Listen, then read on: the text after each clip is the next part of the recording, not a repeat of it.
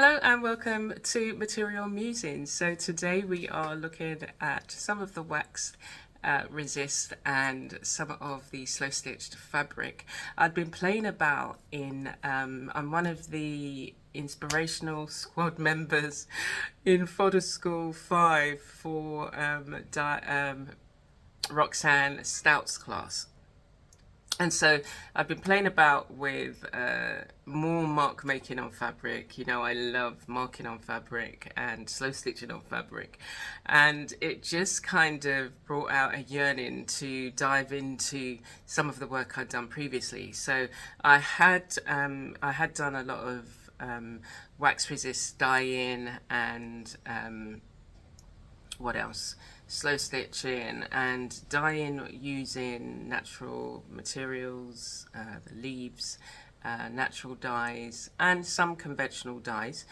And yeah, I just wanted to have a look at some of those things and hopefully not only inspire myself to work on some of these projects that bounced around my head. And you know, you never know where else it may lead. I do have, shall I show you? I'll show you. I do have some dolls that I wanted to make. I've made the base, but I hadn't thought about the fabric. I was going to paint them, but I'm thinking now that I will look at some of the fabric that I have and see about slow stitching on the doll directly. So we'll see what's possible. Yeah, but first I want to show you the piece that kind of really welcome to Material going back Musings, in. It's the where the fabrics tell their tales. Eco-dyed colors from the garden, slow stitches where the heart exhales. I'll tell you in a minute. Anyway, painting cloth and weaving stories, wall hangings blooming bright. Come create with the mind where your creativity takes flight. Okay, so come on, let's join me. So I've been looking at this piece. It's called A Moment in Prayer, and it's the largest slow stitch piece that I have done. And I wanted to examine it again and also examine the other hand-dyed wax resist pieces that I had been working on, and I thought I would bring you along in this journey. This piece has been wax resist initially, then dyed, and then I've slow stitched it. So we're going to look at some of the pieces that I've worked on over time, and I think it's important to just sit with these pieces and really enjoy them, but also look at the things that you've been working on. Now let me reposition this piece, because then you'll see it how it's meant to be seen. So this is actually how it's meant to be seen. Kind of translucent nature of the where the wax has been deposited, and you can see through the fabric, which once you couldn't do before. So where you can see the dyed parts that are really opaque, you can see the contrast of where the wax has been placed and how it changes the nature of the material. And this is just with daylight behind it. You could shine a light behind it, and at the bottom where you can see not so much of the light is coming through, but here you can. So where I've gone heavier on the, or with the wax, you can see the light shining through. And that was an effect for me that just happened quite accidentally, and it just made this piece have more meaning for me. And all the stitches going horizontally and vertically, are prayers, and a way to look at the interconnectedness of us all and our lives. So let's have a look at some of the other pieces. Just going to go through a few and just reflect on them and enjoy them. Welcome to Material Musings. So that was that piece, and when I did some mark making on fabric, and some of it I'd done previously, some of it I did with stamps that I created, and so marking on fabric, so this fabric had already been hand dyed and wax resist, yeah, and then I went in and marked it with stamps. This is also clay dyed. So it was fun looking at, this is actually a piece from a fellow artist, Sherry, and you can check her out. She's doing quite a lot of textile classes that she's teaching, crazy quilt and kawandis and things like that. So she did taught several classes where, you know, they did tie-dye. So again, this is changing up the fabric, marking it, and, you know, tie-dyeing it, and using a lot of the traditional methods, looking at rust dyeing. So these are some of her pieces as well. So she sent me a few, which is, it's always great to I love fabric and it's always nice to see what other people are doing with fabric, yeah. So it just got me kind of wanting to look closer. So this is one of the ones that I did in Roxanne Stout's session, and in the use fodder session I will be showing how I combine these on in clusters, yeah. But I like taking fabrics that I've dyed, and I love doing wax resist. So there's so many things that I love doing, and I suggest you just step into them, yeah? Don't hold yourself back. Anyway, so it's an, you know, just simple mark making, even with thread, yeah? Whilst I like the look of some of the dyed pieces, not dyed, rust dyed, I don't like dealing with the rust. I'm not comfortable dealing with the rust. And this is a printed piece of material, some more dyed with bleach. I think that's another one of Sherry's, yeah? Anyway, so one of them that I was looking at recently in, if you come onto my Patreon, we have different papers going out on the different tiers. Let me show you the paper that's gone out on this tier. So that's the paper, and then the activity was to look at this and see how you can extract the colours in either fabric that you've already got, that you've dyed yourself, or, you know, that you just have, or you could do it like a wet activity by using paint and doing swatches. And so this is what I've done so far, and this is going to be slow stitched, and I'll probably do it in the Kawandi style, so going round. like that, but in this format. And so I picked up a lot of the colours, some of the colours. Some of them are a stretch, but it's just like, it's up to you. You know, you see what you have, you put something together. Even this random piece of, this is tea-dyed curtain. And even though it's man-made fibres, it still retains the kind of tinge of the tea.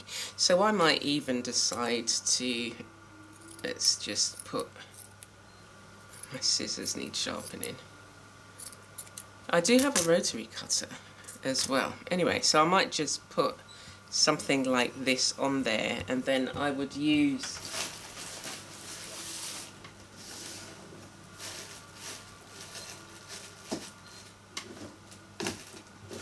I've got kind of taupe thread. Anyway, so that's what we did in that session, and over the next few weeks I'm going to be working on this, and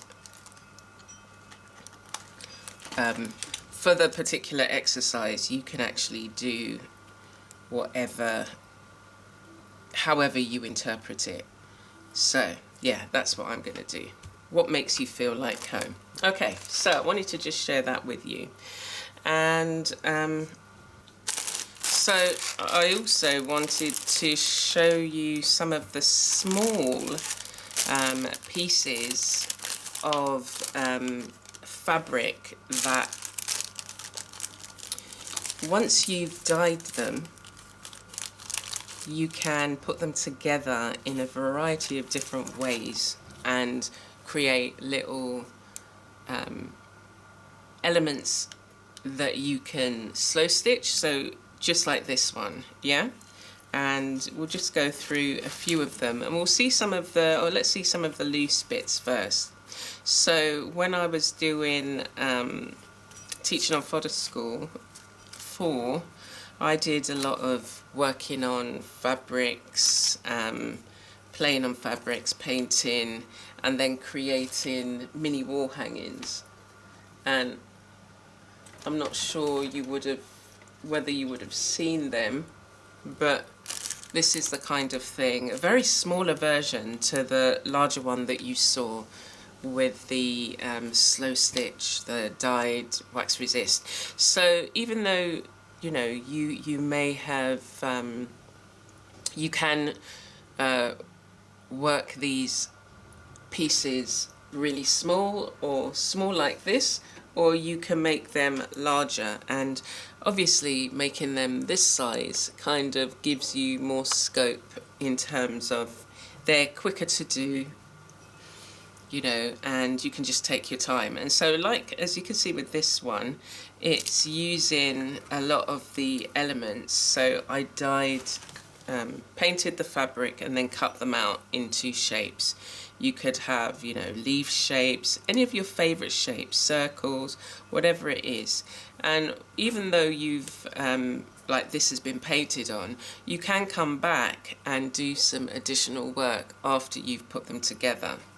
And I think it's important just to give yourself these elements that you can then put together, and maybe, look at that, I love that. And this is from a recycled,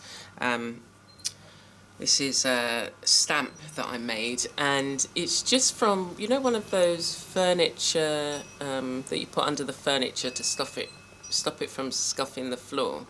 That's what that is. So if you go into my course platform, you'll see my recycled session lessons, which shows you how all the different things that you can make stamps from, and that was one of them.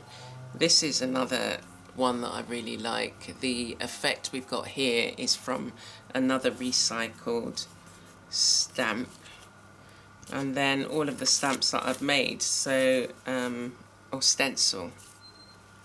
Yeah, so it's making these things, and I've said before, you know, you may not necessarily know why you're making it, but it can then go on to a bigger project. This was experimenting with a photograph, and I transferred it onto some fabric. I'm still practicing at transferring images onto surfaces. There is a technique to it that I need to master. I always get it looking like there's always usually a film residue left over that I try and take it off and it just tears the paper. So cutting the shapes out fabric that you've worked on, so that you can then, you know, use them in a way that is pleasing to the eye. Yeah. So these small projects definitely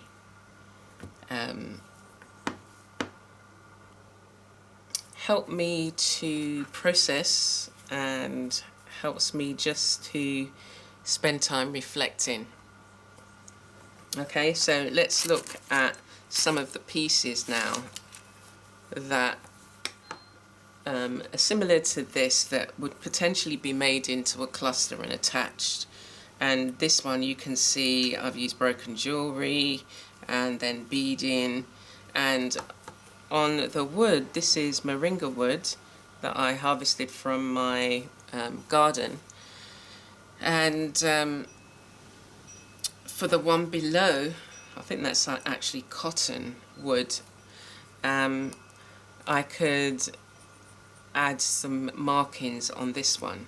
And I think what the project with the Moments in Meditation, that's it, did or sparked was just an appreciation for nature and where a lot of these things come from. The cotton that I would have grown and used in some of the woven pieces, and just really you know, looking at ways in which you can dye fabric using natural materials. This was tea dyed. Again, this is clay dyed. So I've taken the clay and immersed the fabric in there and left it for a while, and it just takes on like a stain, but it gives it a nice, for me it gives it a nice place for you to start a project with, or add it, or it could just not neutralize, but it could, you know, kind of cool down and give just a nice effect to some of the projects or pieces that you may have. So I think it's really kind of sparked in me that wanting to get back to the things that I was doing in the garden, to the looking at the fibres. I've been doing that as well, looking at the fibres, looking at how I can take some of the fibres. So this is from a fan palm, and I stripped it, and how I can strip them so that I can thread it in a needle and then do some weaving with it. Okay, so here's some more of the ones that they've left this stage, just the painted cut out, and now they're being clustered together and stitched. And then this will go on to another project where, you know, it might be a centerpiece, or it could be just another element that was stuck down, so it needs to be stitched. I like that one. Oh, I like this one. Yeah, I like that one. So that one I might add to, say, I might pick out one of the colours in here and add this, and then this then gets stitched and add to another thing. So I think I might cut that out. So it's constantly being encouraged by your own work. It's not looking at your work and thinking, oh my gosh, what am I doing? It's all about experimentation, and it's important for you to take that time to experiment on a regular basis, because you never know what something is going to spark in you.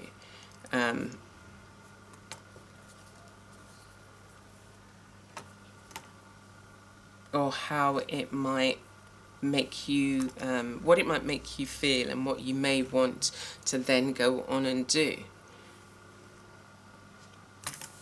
You know, taking out strips that this would have been potentially thrown away, but I stamped it. It's just a very thin piece of material. I've stamped it, and that can now, let me bring you in closer because it's showing up a lot brighter than it is here. So let's just come in and look at that blue. Look at those blues. Let's just come right in. There, you see it's kind of darkened a bit. So these bits, yeah, they're just showing light kind of where the areas of which it's been wax resist and dyed and kind of thing. So I could take that. Right, and even though I'm not necessarily sure about this particular arrangement, because I'm just gonna commit to it by placing some pins. So I don't need to stitch it, I could just place some pins and then I can take it from there. So there we go. These are, this is cami leather, these two pieces. So they're going to be, I have to be mindful that it's can be a challenge to get the needle through. So I just have to remember not to layer too many under this for ease. And here's just an example of, you know, again, looking at the natural materials and what can we do with it. It's wrapped with the palm, and this one's wrapped with jute, and the jute has actually got a fine metal running through it so it retains its shape. So that is something that maybe can go on here as well, maybe there, who knows. I'll just keep them together, and then you've got random bits. I could say, okay, let me take this, wrap around it, or I was thinking something like that, like it's stitched and this is kind of going through. It doesn't necessarily need to be loose, but it's, you know, something like that. Yeah, something like that. So I might, let me just get another needle. Okay, I'll attach this here.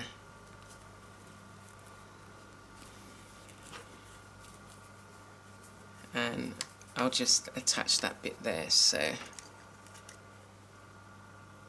it's not going to go anywhere. And then when I come back to it, I might feel, oh yeah, let me start stitching this, or I might feel, actually no, it's not working for me. Yeah, so that's the beauty of playing around. So for me, the essence is about finding ways in which the resources that you have, you can use them and be inspired by them. And the things that you've created, You know, often we're thinking about, you know, we do, if you earn your living from your work, that you're thinking about, okay, what have you sold or whatever. But you have to also remind yourself that the things, well, I remind myself, the things that I create are to enhance my health and well-being. And if somebody else feels connected to that piece, that's wonderful. And if they want to buy it, it's wonderful. But when I bring things home from exhibitions, it's not, oh my gosh, you know, now I've got this to add to my own collection. But I can get the healing, and I can meditate amongst all of my pieces of work, because I know that what's gone into them is a, you know, a reflecting on the things that I'm doing, trying to understand the things that I'm doing, and finding peace in them. And so, yeah, I hope that that little introduction to that art piece, and then looking at some of these pieces, has stirred your creative potential, that will then find its way out and expressed in some amazing and wonderful ways. Okay, so I'm going to leave it there, and I'm going to play some more with these pieces, and I hope you have a blessed day.